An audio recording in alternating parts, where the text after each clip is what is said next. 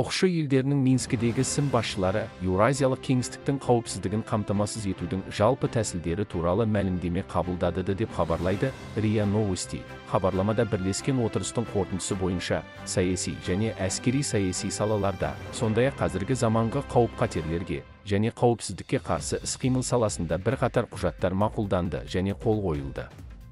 Бұл туралы Беларусь сыртқы істер министрі Сергей Алейник хабарлады.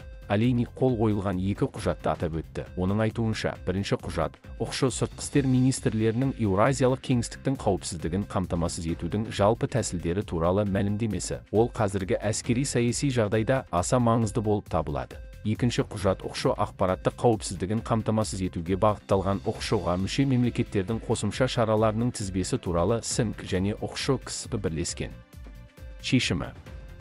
Бұл мәселе виртуалды кеңістіктегі өсіп келе жатқан сын қатерлер мен қауіп-қатерлер контекстінде маңызды болып отыр, деді Беларусь министрі. Ол сондай-ақ отырыста қазақстандық тарап 2024 жылы Қазақстанның оқшыға төрағалық ету кезеңінде қызметтің басым бағыттары туралы ақпарат ұсынғанын атап өтті. Бұған дейін оқшы қорғаныс ведомстволарының басшылары ұйымның әскери құрамдас бөлігін дамыту мәселелерін қарап мақұлдағаны хабарланған болатын. Әңгіме оқшының жедел ден қою ұжымдық күштерінің, оқшы күші, оқшыға мүше мемлекеттердің бітімгершілік контингенттерінің және Орталық Азия ұжымдық қауіпсіздік өңірінің жедел өрістету ұжымдық күштерінің, Ксібір ұлттық контингенттерінің, сондай-ақ оқшы ұжымдық авиациялық күштерінің әскери контингенттері мен арнайы мақсаттағы күштерінің құрамаларын жетілдіру туралы болып отыр.